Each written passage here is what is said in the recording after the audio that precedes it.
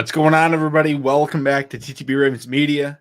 Joshua, before we get into the pregame show, Yeah.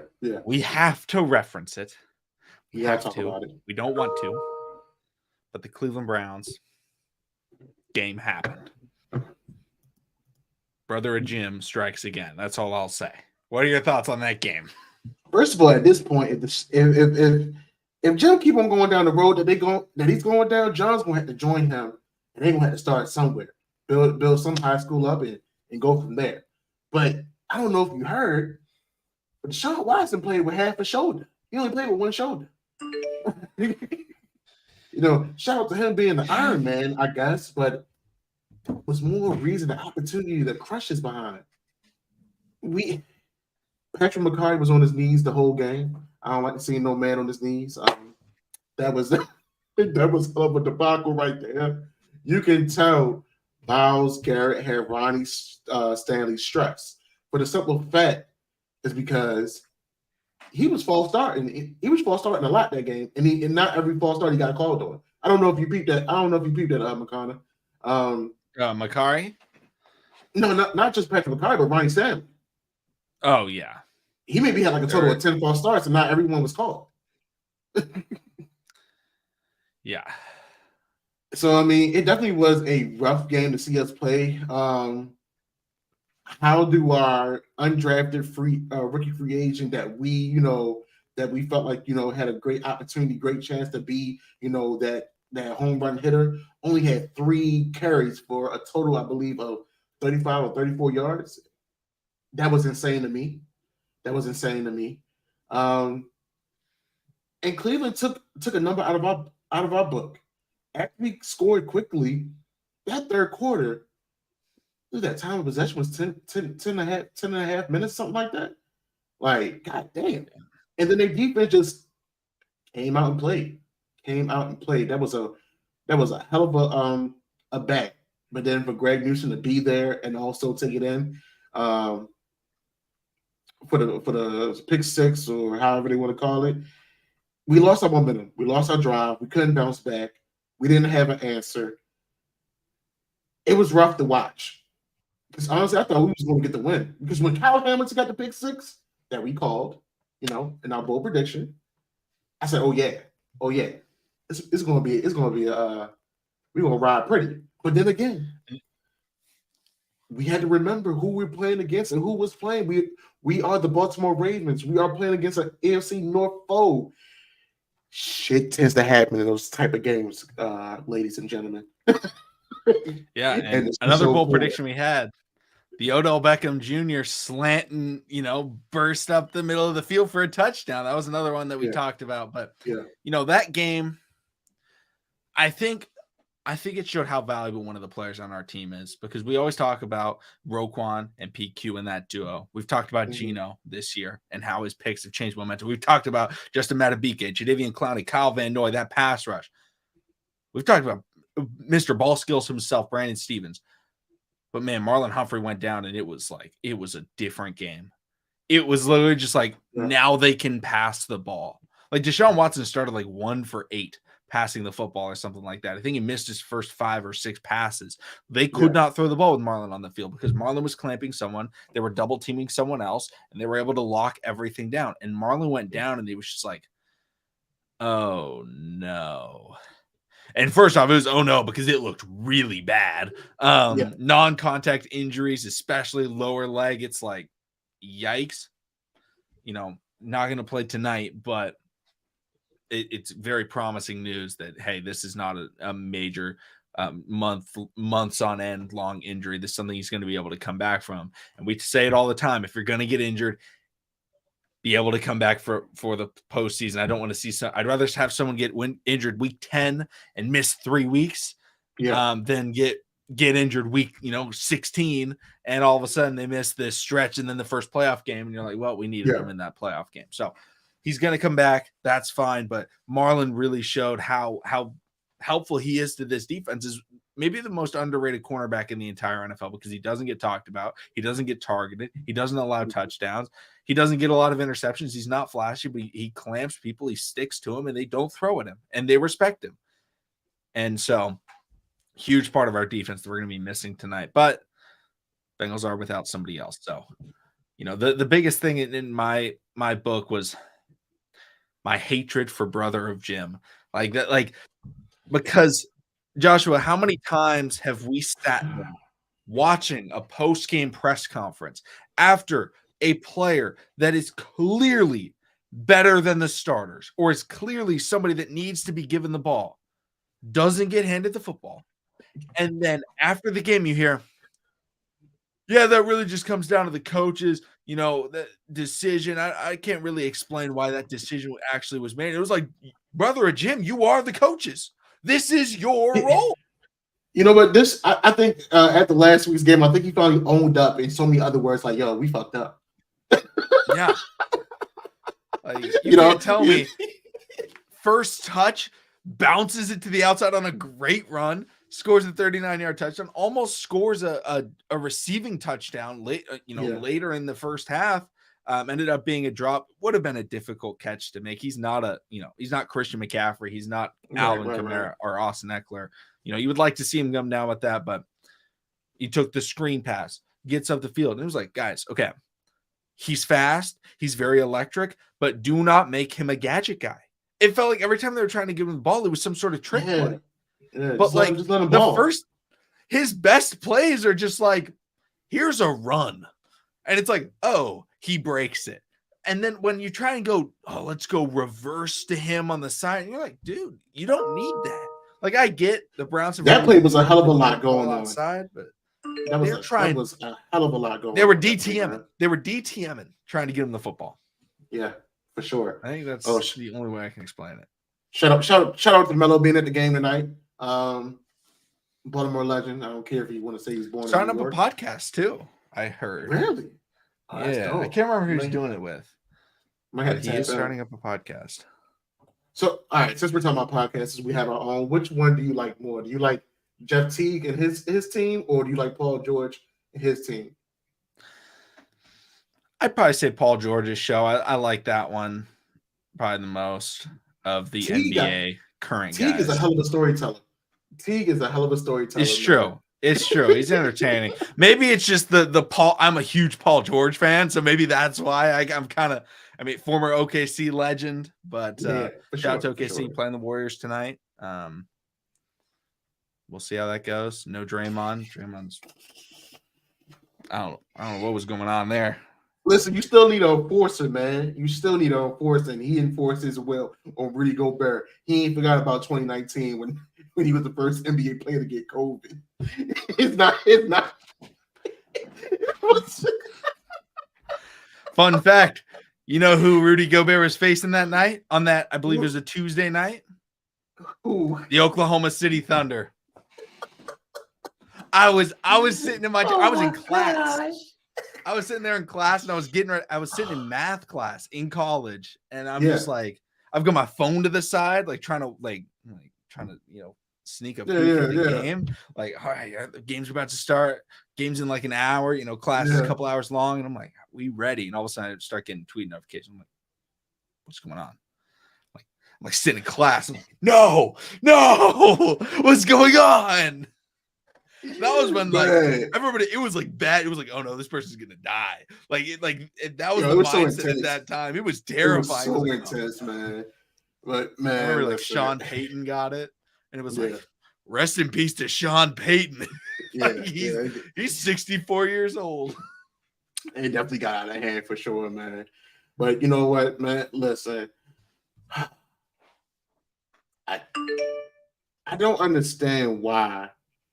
Let me start off first. I love what we're doing on the offense in regards to passing the ball. I love seeing the four wide receivers, 11 personnel. I love seeing the different, schemes. But when we have the lead the way we do, and we also, hurting on that outside, and they constantly bringing in blitzers from the outside, why not do what y'all been doing of running the ball to sustain the lead? We want a balance. McConnell, we done had these conversations many times. We done recorded many episodes. We done talked about, when the passing game hasn't been there. We done talked about when the running game hasn't been there. And we just say that we just want a complete, full offense. When you go to a restaurant, you usually get a meat and 2 sides. You either getting a carb and you usually getting a carb and a vegetable. You know, for all my steak lovers, you know that's what I do. I'm getting mashed potatoes and broccoli, and I'm getting a ribeye with a T-bone, and that's all we ask for the offense. They show that they can make the big plays. They show they can do the trick plays and get those 20-yard gains, those 10-yard gains. They show that Lamar is showing that he can be in the pocket and pass the ball and extend plays, and our wide receivers are down.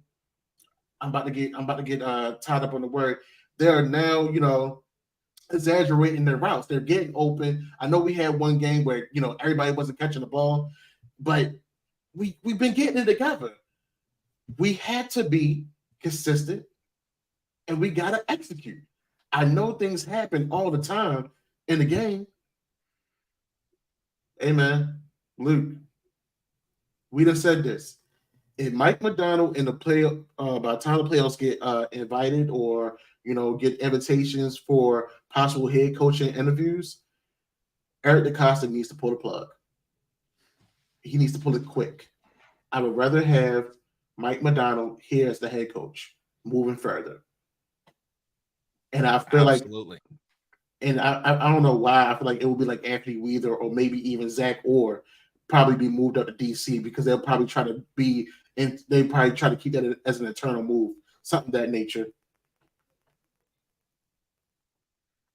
See, Miguel, that's the thing though. All three of them played.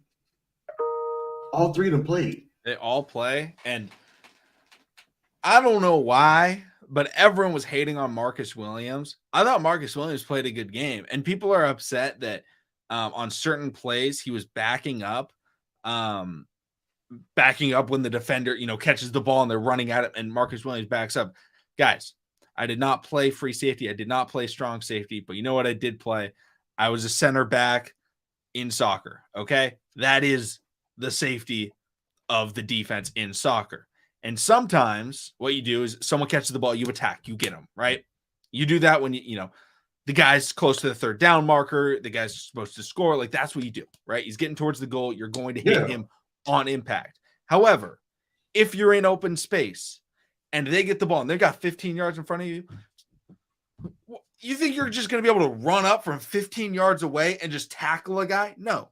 You try and slow him down while your reinforcements are coming, so then you can box him in and not allow the yak. If Marcus Williams tries to go right at him, you know what happens? Minneapolis Miracle. Misses the tackle. Guy goes on for a huge touchdown. Because it's incredibly difficult in the NFL to make a one-on-one tackle, especially when the guy's already at full speed and you're starting moving backwards. You got to hit the Jets, be able to hit him, hold him, and plant him there? No, you're going to hold him, make him not be able to run full speed, slow him down so that somebody else can tackle. That's what the Ravens defense is designed on doing. It's contracting the space and allowing the speed of the entire defense to collapse on that one player. That's what they do. That's why Marcus Williams was playing it that way, because there were other plays in the game where receiver catches the ball underneath and Marcus Williams just attacks, grabs the legs, brings him down. Roquan Smith helps him out. But when you're playing free safety, when you're playing over the top, sometimes it's better to, go out there and, attack the football. And sometimes it's better to not. Because, guys, the same people that are complaining about Marcus Williams' tackling, I don't know if they saw it, but Geno Stone got put into the dirt on another play. And Marcus Williams, a couple weeks ago, chased down Derrick Henry and knocked him out of bounds on the sideline. Like, people are like, oh, man, he just, goes for the legs and takes him out. I was like, dude, he gets tackles. That's all I care about. McCon, I think we're missing a big point. Marcus Williams now is literally playing with one arm. Shout out to him that he's not getting the surgery. He's playing Iron Man football, but I think it's doing more harm than good right now for the team. Jonathan Austin, thank you for the super chat. Hard should have left at the Lamar rookie year. Jonathan, let's be real. Lamar literally saved everybody's behind. So that's why that's why John is still here, man. Brother of Jim. That's why he's still here.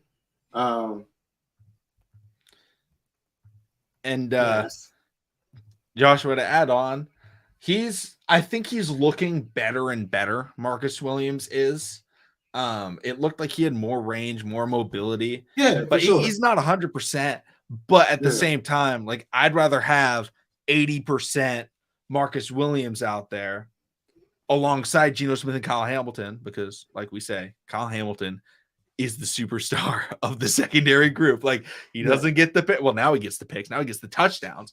Kind of knocked one out of Geno's hands. They both jumped into each other on the Hail Mary at the end of the first half. But that's something where it's like, okay, we have players that can play. Marcus Williams is playing his role right now. And when he's at that free safety position, his role is to contract the field, and force other players into the rest of the defense, because this defense is fast. This defense attacks the football and they want to force turnovers. And that's something that we want to see tonight, right? Because the Bengals have players that are great after the catch, right? Most particularly Jamar Chase. But that's somebody that you have to watch out for. Tyler Boyd, he dropped a game-winning touchdown last week against the Houston Texans. He's going to be looking to have a bounce-back game after that. That's not something that you just go out there and you say, oh, yeah, whatever. No, he's going to want to come out there and play against the Ravens like he normally does, because he's usually a beast against the Ravens. So we got to watch out for this Bengals team. You know, we cannot take this game for granted. Yes, they just lost to the Texans, but we just lost. We just lost as well. Two AFC North teams coming off a loss facing each other in prime time, with both having Super Bowl aspirations. That's as good as it gets, guys. Which team you think is more pissed, though? Because I don't think we are. I think the Bengals are more pissed because they started slower. Like the Bengals need it. The Ravens do need it as well, but man, it would have made such a big difference for us to be going into this game tonight, sitting at 8-2. It would have made a big difference. I feel like, this definitely would have continued, pushing the narrative. Because the narrative right now is Joey B. I don't know if he's going to be in the running for comeback player of the year or Terrence Moore. You read the script? We good? Hey, I hope it was not the prototype. I hope it was the real script, man. Because I definitely need us to come out with a dub tonight. We definitely need a 2-0 one of these teams in the AFC North for sure. Because now we're gonna have to try to get the sweep tonight and try to split, in January. So I definitely hope the script that you got was the real one, man. But no, man, no, seriously, if I was the Bengals, I'd be more pissed because you're playing against a team that's finding their way. And shout out to CJ Stroud. He's playing good ball, man. He's not like every other QB, with his head dived into the playbook and all that. No, man, he just goes out there and play. But it's not like a Baker Mayfield, Johnny Manziel type of, arrogance or thing of that nature. No, he still studies. He still plays the game. He still have a love for the game. He didn't let none of that success from college go to his head. He just hit the ground running. I love what he did. And thank you for helping us out, honestly, this past Sunday. I'm glad we played him week 1. Yeah, no, seriously. I'm all for it. Because, Bryce is having more of a struggle out over there in Carolina, and CJ over there in Houston figuring it out. So shout out to those guys, man. Shout out to D'Amico Ryan, the head coach too. Oh yeah. Hopefully the script for him is not to lose his job because they got Lovey out of there. Oh, he better not lose his job. D'Amico Ryan's player and coach. He's doing a great job over there. And that's a fun team to watch. Chaos. I don't know if Makari's going to be on his knees tonight, man, but it's a possibility. Who is it? Sam Hubbard and Trey Hendrickson? Someone's gone. Someone's missing. I can't remember which one. Okay. Hold on. I got to find it out. I was trying to see the injury report on it too. They don't have team. I think Hubbard is out, but I'm checking. I know one of them's out. Okay, Ravens inactives: Ronnie, Marlon, Trent Simpson, Saleh, Broderick Washington, and Josh Johnson. Where's the Bengals inactives? Come on.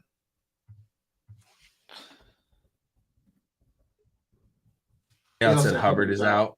Okay. I mean, Hendrickson plays good ball too, though. Either way. No Hubbard. Okay. No Higgins.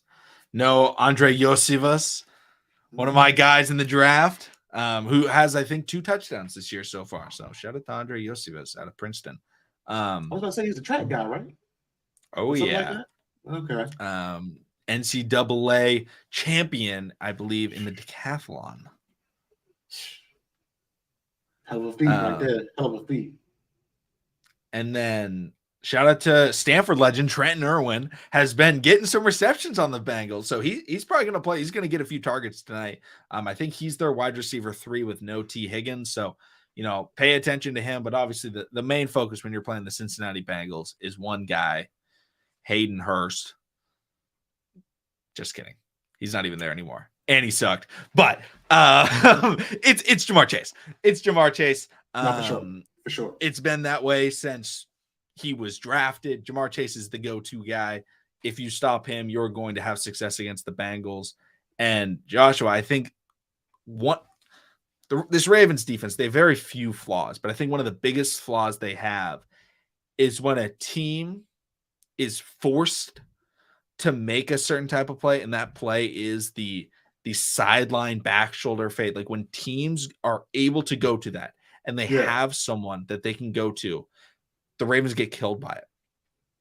And that's why the Steelers over the last couple of years have matched up really well against the Ravens, is because their offense, as bad as their offense is, that one thing that they can do, which is the sideline pass, the jump ball, the one-on-one situation, because the Ravens will give you one-on-one situations.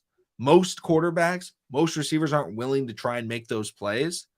The Bengals, that is one of their go-tos. When they are in 3rd and 11, it is T. Higgins or Jamar Chase on the sideline. That is why I think it was week 1, they played the Browns. They got slaughtered because the Browns clamped the sideline jump ball. And I think T. Higgins I know he had 0 receptions. I think he had 8 targets, 0 receptions. 5 of them were probably sideline jump balls. That is what they want to go to. This is a huge task for Brandon Stevens to go out there, because the Ravens did a great job when they played them the first time in shutting that down. I remember, I think it was Ronald Darby was the guy who they threw it up to, Jamar Chase in the end zone, and he goes up there, grabs the ball, rips it out of Jamar Chase's hands, and the rest was history, because that slowed down the Bengals when they were trying to make a run, and we played pretty well that game. Damn, we do got Morgan Moses back tonight. I don't know how I feel about Nakari on the left side. Oh man. Right now, Makari, I know he's a Swiss Army knife. I know he had some good games, but let's be real about this. He really is an interior offensive lineman. He's a guard. He's a guard. I feel like I think in certain situations, Falele will get in. I don't think he starts though, unfortunately. Right now, it really is picking your poison. But I mean, we got what we looking at, about 30 minutes. Let's talk about some key points that the Ravens need to do, man, in order to secure this win.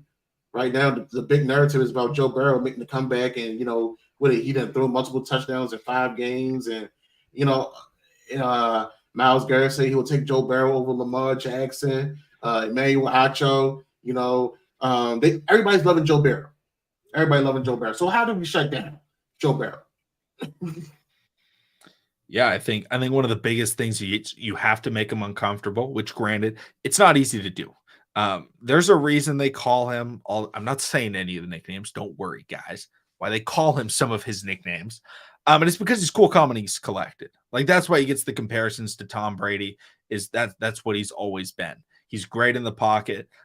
He's very good at avoiding the rush. I remember when the Ravens played him the first time this year, the Ravens got great pressure, but he made a lot of plays of just making Jadeveon Clowney miss, or making like a Matabike miss, or a Michael Pierce. Like, he's just very good at avoiding those plays. I think what you have to do is it's not the first guy, it's the second guy, right?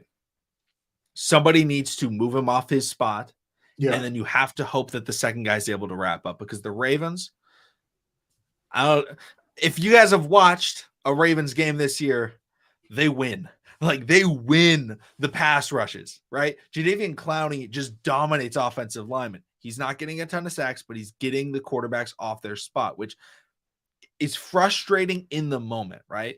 However, over the course of the game, you can tell that a quarterback over time, they are just being forced.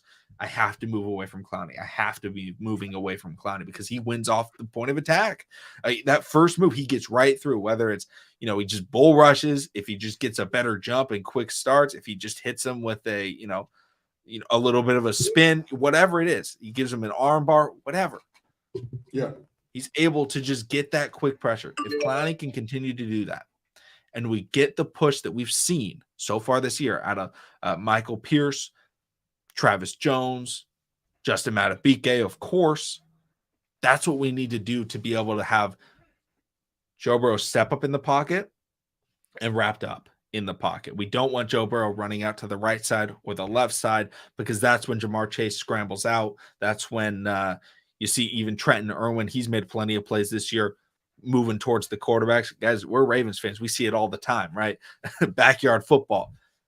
This Bengals team, Joe Burrow can absolutely do that. And that's what killed the Ravens last week. It was like, that was the death. That was the death of the Ravens last week, was we could not wrap up Deshaun Watson, and he was able to just convert on third down. On third down, it was like, dude, if the Ravens could wrap up some of those tackles, the Ravens defense, I felt like, was still dominant.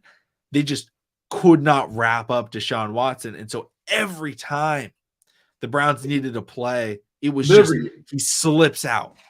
Every play that he extended, like that touchdown that he made, he was about to run it in, but I think he ended up passing it to Elijah Moore. They were like right in front of each other. Yeah. Like the line was collapsed. But he stepped up. I don't know. Like, I feel like PQ might be on some type of QB spot tonight. Or maybe even, on our three safety set. Geno Stone maybe had to be that guy. I feel like you said, man, get him off his rhythm, don't keep him poised. The way to keep somebody out of their game, out of their rhythm, create chaos. I saw somebody say something about no way away. He has to keep that fire. Honestly, with David Ojabo out, I know we all talk about Adafi, being the next man up. Adafi, this is your third year. You talk about you won 10 sacks. Me, I set up for 5. You never been a sack guy. You still learning the game of football. If we're being completely honest, and everything's been coming at you fast, and you learn it even on a higher level. But if you can create enough chaos, I mean, chase him down and put the fear of God in him, all them damn extended plays, he ain't going to want to be moving as much as he did. I promise you that. And anybody that played any type of physical sport, if you keep hitting somebody, they're not going to want to see you. I promise you, they're not going to want to see you.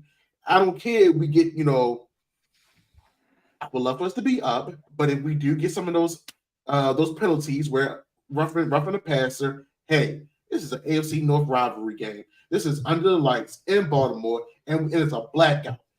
They on Terrence Bud Crawford energy with the black forces.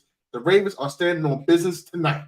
And when you stand on business, you gotta let the rest of the AFC North know, like, hey, y'all may be trying to chase for what we going after, but we still the top dog of the AFC North. So you gotta, I say, shut the commentators up, shut the haters up, and defense, do what y'all been doing best.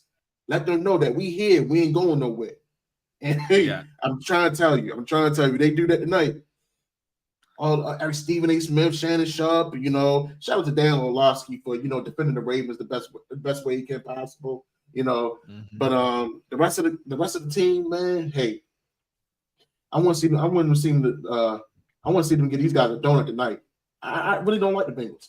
I don't like this little brother. This is a little brother that's getting ahead of themselves for sure. Yeah, and it's not just showing the AFC North that the Ravens are here. It's showing the NFL. This is the first primetime game the Ravens have had all year. This is a team that has thrived in primetime. Lamar Jackson's a player that has thrived in primetime. Joshua, I know you remember a particular game on primetime against an 8-0 New England Patriots. What color were the Ravens jerseys wearing? Oh, they were doing a blackout. Oh, black. under the lights. Like, he went crazy. They were ready. You guys can see the picture. It's right there. It's right there. It's Lamar Jackson taking it in against the 8-0 Tom Brady led New England Patriots. And the NFL after that game was like, oh, damn. Like, oh, this Lamar Jackson guy, I apologize. We shouldn't have had you a wide receiver in our scouting reports. Maybe we should have looked at you as a quarterback. We're looking at this game. This is a team, the Cincinnati Bengals, that loves to be talked about by the media because they've made the Super Bowl. Joe Burrow and Jamar Chase, they won the national championship when they were in college. Number 1 overall pick. Jamar Chase, one of the best prospect wide receivers the NFL's ever seen. He was the best, I would say, since either Julio Jones or Calvin Johnson, which and he's like lived up to the hype, which is incredibly difficult to do. Hopefully Marvin Harrison can do the same. But when you're looking at what this Ravens team and what this Bengals team are trying to do, this Bengals team, they've struggled so far this year. They're a team that has traditionally started slow, especially underneath Joe Burrow. I don't think it's Joe's fault. He was hurt this year. But they've started slow. They've caught their stride, and they've been able to finish on great win streaks and then dominate in the postseason. That's exactly what they did last year. They finished on a high win streak, and then they face off against the Kansas City Chiefs. Yeah. And Mahomes. But the Ravens are trying to make that statement once again, because I think right now, as much as we hate it, the narrative is that the Ravens can't win in big games. And as much as we hate that discussion, as much as we do not like people talking about it, it's the truth, guys, we haven't won big games. Like, as much we've won big regular season games, do not take that away from the Ravens. They've won playoff, they won a playoff game with Lamar Jackson. Like, I'm not trying to say Lamar can't win big games, but I want them to show in a statement game this is the biggest game of the NFL season so far.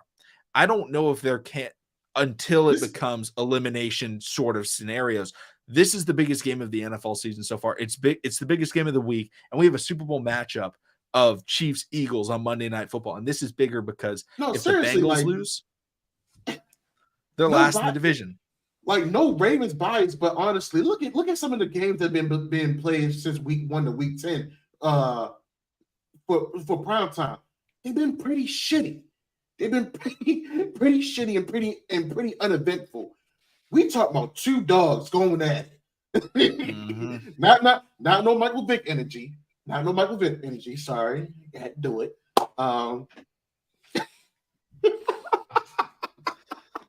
Yo, we love to have fun, man. We gotta have fun. Listen, because if we don't laugh, we're gonna be crying all night. Because it's gonna be some stuff that's gonna happen.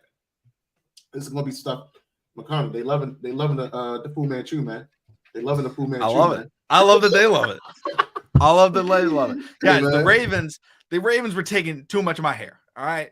Brother Jim was causing too many strands to fall out. All right. I said enough with it. All right. We're going with the black beanie tonight. All right. They stressed him out. He said, listen, McConnell standing on business tonight. We standing on business tonight. Trust the Big Podcast. We standing on business tonight. We trying to get right.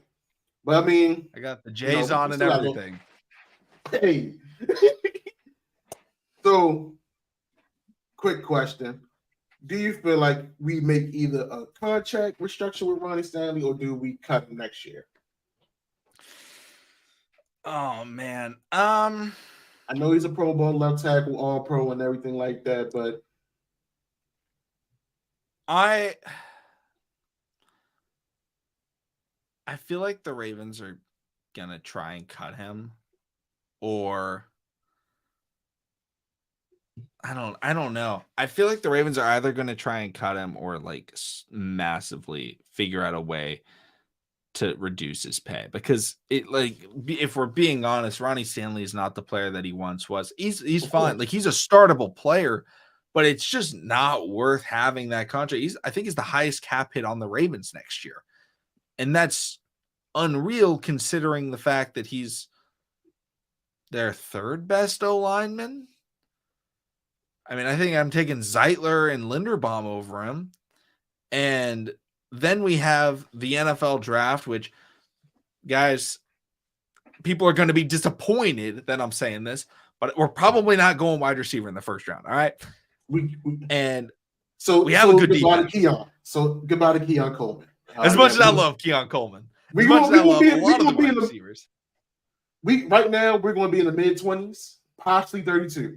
So yeah, for sure. We're not. But people are drafting wide receivers. There's going to be a lot.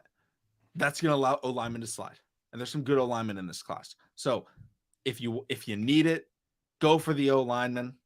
I like, as much as it's the most boring pick that you can have in the NFL draft is an offensive lineman in the first round.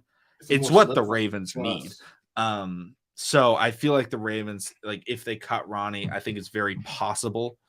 But Ronnie's always been very willing to adjust his contract. He loves Baltimore. We're going to see what they end up doing, with him. But yes, Zeitler is a free agent.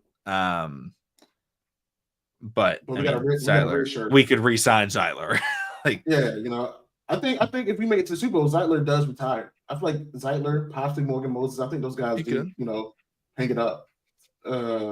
Maybe Ronnie retires. Best case scenario, win the Super Bowl, Ronnie retires. That would be huge. That would help us out a lot, wouldn't it? As far as like cap space. Oh yeah, help us out cap space wise. It's a great send off for Ronnie. And he just hasn't been available for us ever since, the big contract signing. Like, I love what he does. I love, when he's out there, he has been, arguably one of the most athletic left tackles. Is he better than Trent Williams? No. That's a big behemoth. That mug moves. That mug moves. Oh my God. We definitely would love for Brother Jim to retire if we go to the Super Bowl and on top of that win as well. Because I feel like his time has ran its course with us for sure, and we got some bigger fish to fry for sure. We got three young studs on the defensive side of the ball that we need to figure out. Who gets a contract extension, how that money gets moved around, who gets a salary, who gets the franchise tag, things of that nature. I feel like the good thing about this team, we don't have a lot of holes to fill, but it's possible that we do get some new shiny, more more luxury pieces to add to this car, to this locomotive that we got rolling. Yeah, I think this game obviously huge implications on the playoff standings on the AFC North. But I think looking at the matchups, this is going to be a hard-fought game. Whether or not it's close, it's going to be hard-fought. It's going to be physical. I think it's going to feel close no matter what happens. But Joshua, I brought it up last week. Grabbing this because Joshua, I brought it up. I think somebody's catching something. I think somebody is catching the touchdown bug. All right. I think Odell Beckham Jr., he got his first. Yeah. He got his second. I think he's going to continue the streak. And I think it's just building confidence for him. And I think that's one of the biggest things with a wide receiver is building confidence with your quarterback. Lamar Jackson is going to try and pass the football tonight. He's going to try and make the big play. And Joshua, I think the last time the Ravens had a big completion, a deep ball completion, it was Zay Flowers against the Cincinnati Bengals. And that might have been the best pass of Lamar Jackson's career. That was an unreal throw that he made in that game. But Rashad Bateman, I think he's gonna Lamar's gonna be spreading the football. Like, as much as I think people are going to expect the Ravens to just try and pound the rock and hand off the football and control the clock, I think we got a new luxury there. And we're going to be hitting the play action game very hard in this game. We're going to take a lot of shots. No, Broderick Washington is out tonight, Chaos. No, I definitely feel like we haven't hit a deep ball since the Zay Flowers pass. Technically correct. It's been rough. It's been rough. We have. It's either the guys underrun the route or Lamar overthrows. He overthrows the hell out of that deep ball. Yeah. Sometimes it's just a throwaway and Lamar just launches that thing. So I definitely would love to see a couple deep balls, for sure, happen. Like, I'm not mad that we are passing the ball. I can see we was passing the ball and we wasn't moving nowhere. We wasn't moving forward with the rock. No, when we do pass the ball, we actually are moving forward with the rock. So I do love that we are, we asked for it. We asked for, a more concise, passing scheme, and that's what we're seeing. We just got to put it all together. You got to know when to run. You got to know when to pass. You got to know when to hit it with the play action. Hell, we can go away from the trick plays. Just do what we've been doing. Get active. Let the home run hitter, let him warm up. Let him eat and keep Mitchell. If you want to go crazy, go ahead. Give it to Zay on the bubble. Let Odell, do the slants. Hell, let Rashad Bateman extend the plays. He's finally getting his confidence, and I love that because he was one of the guys too on that I'm not gonna say want to cut off, but we was kind of worried about. And we talked about it. He needed the reps. Once he started getting the reps, like you've been preaching, McConnell, we'd have seen him show out. And I want him to continue building on that, man. We need these guys. We definitely will need these guys in the playoff push and in the playoffs. Because we can't have, seven drop passes. We can't have, possibly 200 rushing yards go off the table. No. I need Todd Monken and this offense to put it all together. They got the ingredients. I need them to get the stir in the pot because the defense over there, in the words of Roquan, they cooking with hot grease. They cooking with hot grease, and we gotta match that. We gotta match that energy at all times. At all times. Yeah, and I think this game and this Ravens team, is playing very good football. I think there's just a slight disconnect. And how do you get disconnect? New scheme, new teammates, players coming back from injury, players getting injured. Guys, as devastating as that loss was to the Cleveland Browns, as frustrating as it was, as devastating as the loss was to the Steelers, as devastating as the loss was to the Colts, this team is sitting at 7-3. They're the number 2 seed in the AFC, and they're playing, for the most part, great football. The offense is clicking on all cylinders, and it's like, oh, what happened in that game? It wasn't like the Ravens got, just started going 3 and out. It was like, just an overthrow to the rookie wide receiver under pressure after Ronnie Stanley got hurt. All right, like the new lineman comes in, you're playing with a rookie wide receiver, like all these things. It's like, they're working on it. They're fine-tuning. We talked about it last year when Mike McDonald came in. It's going to get progressively better. But guys, progressively better doesn't mean every week the team gets better.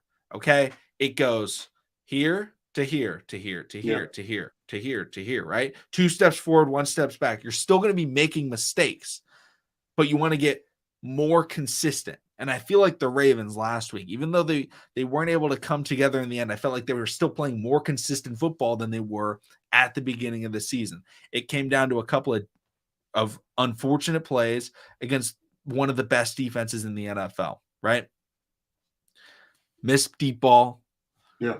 You have the drop by Keaton Mitchell in the end zone, and you have the tipped pass that ends up getting intercepted. Like, those are the big things. And Lamar Jackson did have a bad interception throwing it to the sideline after he got hit and a hit on the sideline. And I'm going to say this, I didn't think that was that bad of I didn't think that was a blatant penalty. And I think the same thing, Patrick Mahomes was playing on a primetime game a couple weeks ago. The same thing happened. They did not throw the flag. So obviously I would have loved the flag. Because, we're a Ravens fan. You want, your quarterback gets hit. I would have seen the flag. But me, I'm a physical football fan. All right. I'm fine with those types of hits. I don't want Lamar taking those kinds of hits, but I think it's better for the game. It makes more sense for the game to allow the players, because I'm tired of seeing Patrick Mahomes go out there and defenders like avoid him because they're worried they're going to get a flag. I'd rather see guys be able to try that shot and hit someone in a clean way. I didn't think it was an unnecessary hit. He was, Lamar's going for the first down marker. He's reaching, It's a bang bang play. Now if someone goes out there and they start playing like Draymond, okay, we got to chill out there. All right. Or Mr. Vontaze Perfect. We don't need Vontaze back. I'll say that. I ain't gonna lie, I missed that type of football, but I missed that type of football, but just not on the bench. He overdid it. He overdid it for sure. Yeah. Bring back man. Darren Sharper. Ooh, okay. I like that. All right, man. We're getting close to kickoff. Mark Ingram is in the building tonight. Big trust. Yo, we got everybody out tonight, man. I know I think Big Boy supposed to be performing at the halftime show as well. Yo, it's gonna be lit downtown Baltimore tonight for sure. But I mean, let's get into it, man. Let's do what we do best, man. Talk about some bold predictions. What we feeling? I think honorary bold prediction, throwing it out there every week till it happens. Odell Beckham Jr. throws a pass. Saying it every time. For sure. But in this game, I think we get a 65-yard Rashad Bateman touchdown. Ooh. Okay. I like that. You know what? Because, Harbaugh, brother of Jim, in other words, admitted that, that he effed up last Sunday. I think young Keaton get the ball again. I think he gets back in the game. Yes. I think he put up 150. Give me 2 touchdowns. Love it. I love it. I want to see Keaton Mitchell run. I'm not gonna lie. I got a bet that says Keaton Mitchell's putting up 100 yards. I got a bet on it. I'm all in. I want to see him handle the ball. I like that. The real question is, Joshua, what's the longest Keaton Mitchell run tonight? Man, I got him going for the 45 one on a halfback draw. I got him hitting one of them boys with a move and just taking it up the sideline. You know what? I'm gonna add to a bold prediction. Ray Rice, New England Patriots, opening play. Keaton Mitchell does it. Yo, I love it. I'm loving that. Y'all know the play I'm talking about. Yo, y'all know the play. He set the tone with that one, man. Oh yeah, tone with that one, man. All right, what we think about on the defensive side of the rock? Defensive side of the ball. I don't think people remember, but one guy on the Ravens defense plays his best in all black, and that's Mr. Odafe Oweh. I think we get an Odafe Oweh strip sack, recovered for a touchdown. Yo, I'm gonna take it a step further. I want to have 5 sacks. He talked about 10. I got Odafe chasing that boy down. I got him getting 3 sacks, forced fumble. Yes. And one of them joints, either him or Jadeveon, Cal, whoever's in the midst, picks it up, scoop and score that joint. I love it. I mean, his best game of his career was the Chiefs a Thursday night football game or was it Monday night? It was either Thursday night or Monday night, but yeah, he played. He was out of body. That was his best game. He forced a Mahomes pick. He got the game-winning forced fumble on Clyde Edwards-Helaire. Yeah. I think he had a sack in that game as well. That was his best ever performance. I think this is his new best ever performance. JJ says Roquan pick 6. I love that literally one. Right there. I love that. Dude, I like that one. Kyle Hamilton get another pick tonight? I think he does. I think we get another Kyle Hamilton pick. The real question is, does Patrick Queen get another sack on his former teammate Joe Burrow? Because it seems like he always gets one. He's pretty good at bringing down Joe Burrow. I remember I think it was his first career sack was a strip sack on Joe Burrow. He's fast as hell. Yeah. He's upset at Joe. I would be too, man. I would be too. Yeah. Gotta let him know. Oh, the Chiefs game was a Sunday night game? Okay. All right. It was Sunday night. We played the Chiefs so many times.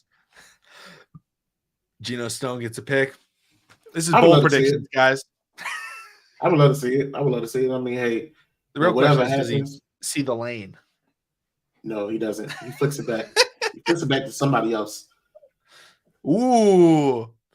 The old Air Reed flick back.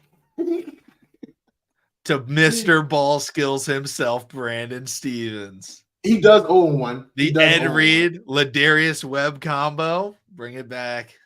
Yes, sir. Man. I missed that. A lot.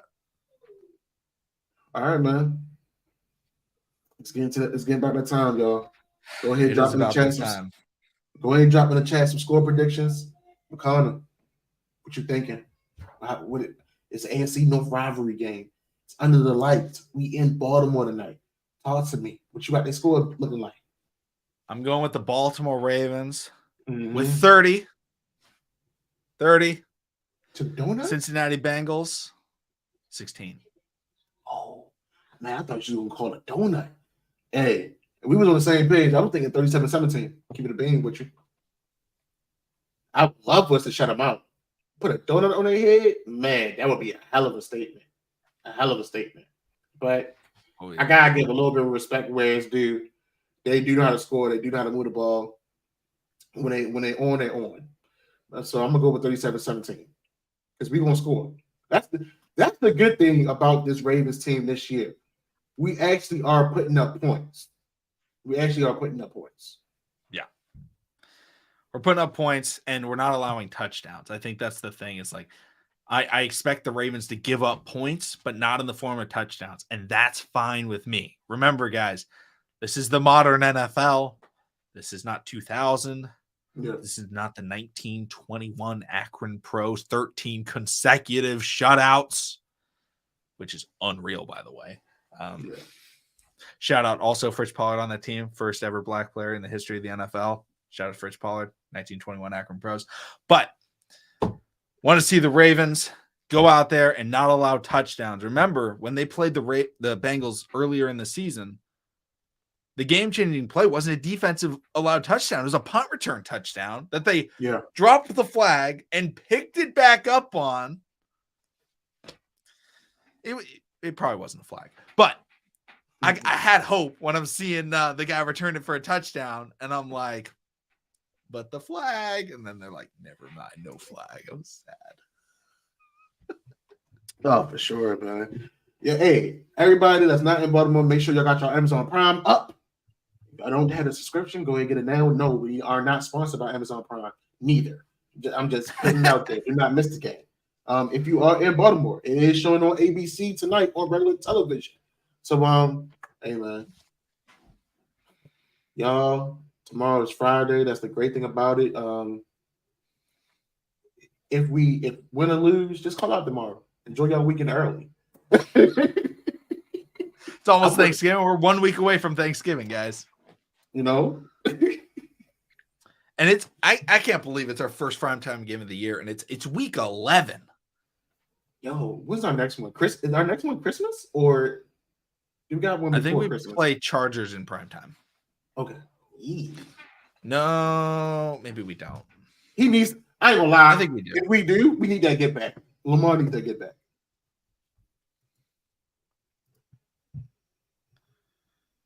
Let's see here. I'm checking the primetime schedule. When do we play next? Because I think we have our bye week coming up. NFL Ravens.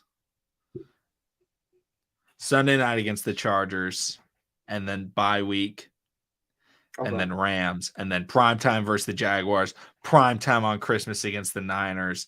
Then we play the Dolphins, and then we may get primetime against the Steelers, because nothing's better than a Week 17 primetime AFC North rivalry game for the playoffs. I definitely thought that's going to be a primetime game. I feel like it will be. They've been playing good ball, unfortunately. But y'all, listen. Thank you for coming in. Thank you for coming in through the pregame stream, man. We love the interactions, man. Y'all keep us going. Make sure y'all like, share, subscribe, comment, on any previous, audio, video that you haven't listened to. Enjoy the game tonight, because I'm calling it. Whoever was in the chat, they said they read the script. They said we was going to win. I'm rocking with that script, man. I'm rocking with that script. We stand on business. We in all black. We at home. We at the bank. So looking forward to talking to y'all again, man. Y'all have a good one. Absolutely, guys. Thank you all so much for coming through. Hopefully the next time we see you guys, which will probably be before the Sunday games for the pregame or post-game show, we'll be sitting there top of the AFC North at 8-3. Thank you all. See y'all again then.